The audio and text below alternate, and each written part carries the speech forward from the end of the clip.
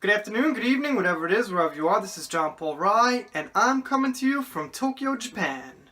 I don't know why I do this. Maybe it looks stupid. Anyway, today's shout out goes to Dog Sidious. Thank you very much for the support in the comments. Appreciate it.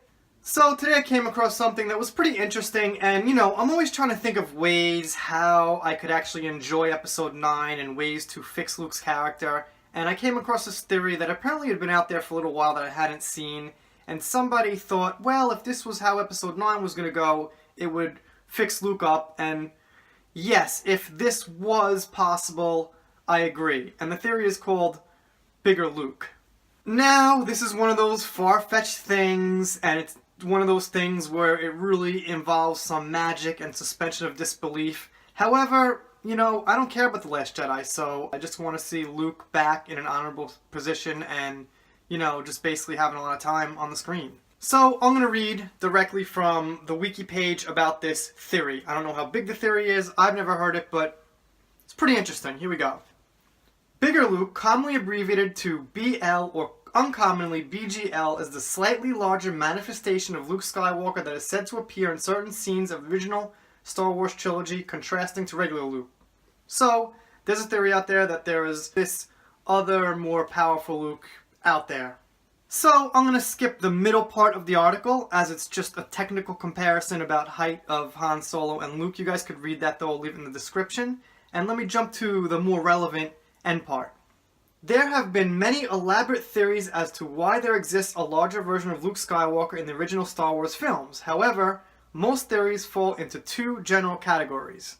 Number 1, the canon Luke hypothesis. Sometimes simply the bigger Luke hypothesis, in which it is theorized that within the Star Wars universe and canon there does indeed exist a version of Luke Skywalker that is slightly larger than the regular Luke Skywalker, or Luke Prime. See, when I read this, I don't read perfect and I end up like cutting the video up into 1,000 pieces and getting it right, but it says like poised here.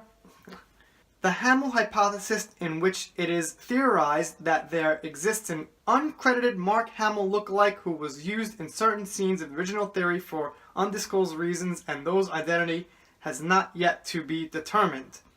Okay, so as you can see, there is a theory that there's like some bigger Luke out there or something like that. But that's not exactly what gave the idea to this different Luke for episode 9. Somebody got the idea that if it wasn't actually Luke on Oct 2, and that was the Force-projected hologram, then the real Luke is still out there somewhere fighting the battle with Mara Jade or doing something else. So you could say this bigger Luke theory is just like a technical theory on Luke's height, and, is there somebody else that's size difference, or I don't know, people call him Luke Prime, but the other more philosophical or kind of more out there theory is that Luke wasn't actually on Oct 2. And you know what? I'd go for something like that. That's fine with me. As long as we get another good Star Wars movie with Mark Hamill as the real Luke Skywalker, that's enough to help the sequel trilogy get boosted in my book. And I keep telling people that I've been here before. So I waited, I don't know, let's say 15 conscious years to see a new Star Wars in the theater, and when episode 1 came out and episode 2 came out, everyone was like, damn, we didn't get it, it was terrible. But when episode 3 came out, I think a lot of us were like, ah, yeah, that was a lot better. So because I've been here before in this specific situation, it's worse now because of the political agenda crap and the SJW stuff. But it's been similar before, where we got 2 bad Star Wars movies and the third one, pretty much kicked ass. That's up for debate, but I'll debate it, because I think episode 3 was great. So, just to wrap my thoughts up in a neat little box, there is a bigger Luke theory out there, which doesn't exactly connect with what I'm saying about episode 9, but it gave somebody the idea that possibly if it wasn't the real Luke we met in The Last Jedi, that would make sense to a lot of us, because to a lot of us it didn't feel like the real Luke. So this community is growing little by little, and if you like what you saw here, please click that subscribe button. I do a lot of shout outs, a lot of end credits, so all you gotta do to get one is subscribe, leave me a comment, and I will see you next time.